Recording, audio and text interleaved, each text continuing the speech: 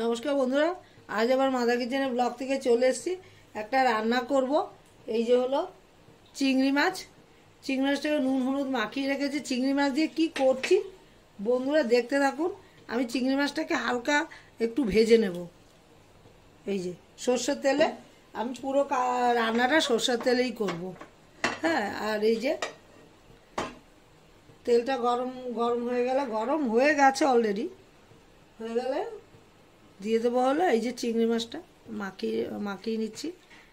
নুন আর হলুদ দিয়েছি, খুব বেশি চিংড়ি মাছ না, যেটুক দরকার আমি সেটুকুই নিয়েছি।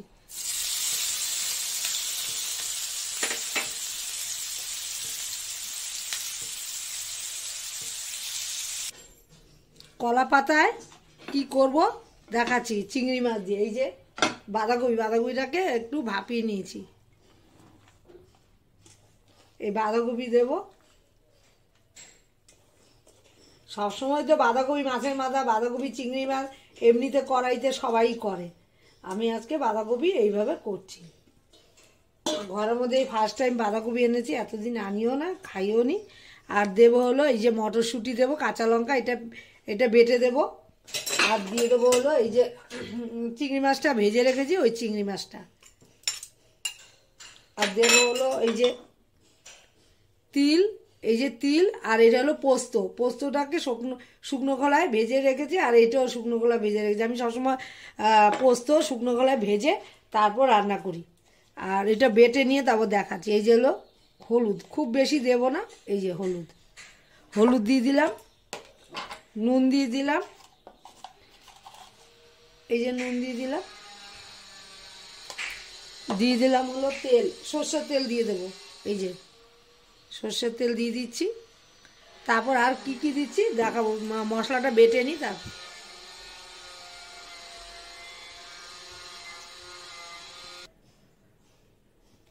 দিয়ে দেবো এই যে মশলাটা বেটেছি। মশলা মানে পোস্ত আর তিল আর লঙ্কা, এটা দেবো। আর একটু আমি চিনি দেবো, মিষ্টি, যেহেতু একদমই মানে ছাড়া, পেঁয়াজ রসুন ছাড়া। এই যে আমি মিষ্টি দিয়ে দিলাম। তারপর এই যে এই মশলাটা দিয়ে দিলাম, মিক্সিতে বেটেছি, এই মশলাটা দিয়ে দিলাম।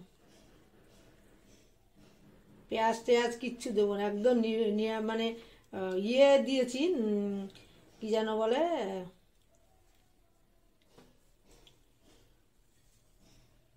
চিংড়ি মাছ দিয়েছি, কিন্তু পেঁয়াজ রসুন কিছু দেবো না, এগুলি মাখিয়ে দেবো। তেলও দিয়ে দিয়েছি, একটু ভালো করে মাখাবো।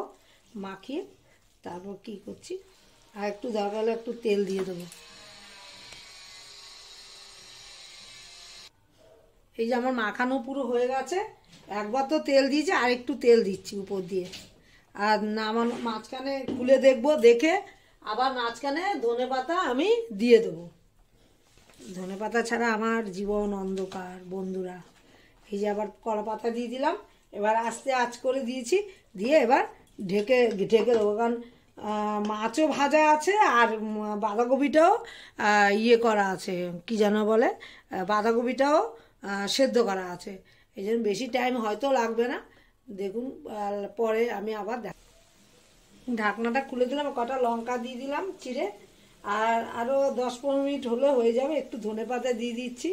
আবার মাঝে মাঝে খুলে দেখতে হবে, কারণ দেখতে কিন্তু দারুণ হয়েছে বন্ধুরা। হ্যাঁ, বাকিটা আরও আধ ঘন্টা দেখবো, মানে রান্নাটা করে এই যে আবার ঢেকে দিচ্ছি। আবার ধনেপাতা দেবো।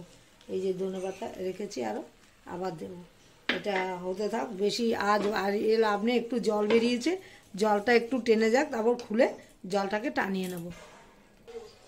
আমার রান্নাটা হয়ে গেছে। এই যে বন্ধুরা দেবো, এই কলা পাতা তুলে দিলাম। দারুণ এসছে কালারটা। ফোনে তো আর দেখাতে পারছি না, ফোনের মধ্যে দেখাচ্ছি, সামনে তো বন্ধুদের দেখাতে পারছি না। এই যে দারুণ কিন্তু এসছে কালার, কিন্তু চেকে দেখিনি কেমন হয়েছে। আশা করি ভালোই হবে। আমার মতো কিন্তু একবার বন্ধুরা করে খেয়ে ফেলতে পারেন। সব রকম করবেন, আমিও সবার রেসিপি দেখে দেখে করি, একটু 19-20 এদিক ওদিক করি, কিন্তু অ্যাকুরেট কিছু করি না। কিন্তু নিজের মন মতো অনেক কিছু, মানে মশলা হোক যেইটাই হোক দিয়ে আমি করি। এই যে দেখুন দারুণ হয়েছে দেখতে, খেতে কেমন হবে জানি না বন্ধুরা, আমার মতো করে একবার খেয়ে ফেলতে পারেন। ভালো লাগলে লাইক শেয়ার, কোনো দিক দিয়ে আমার রান্নাটা যদি ভালো লাগে একবার রান্না করে খেয়ে রান্না করতে পারেন। আর ভালো লাগলে লাইক শেয়ার কমেন্ট করবেন, সাবস্ক্রাইব করতে একদমই ভুলবেন না। সবাই ভালো থাকেন, সুস্থ থাকেন, আমিও ভালো থাকলে সবসময় নিত্য নতুন রান্না দেওয়ার চেষ্টা করব, বন্ধুদের খুশি রাখার চেষ্টা করব। আমার রেসিপিটা হয়ে গেছে।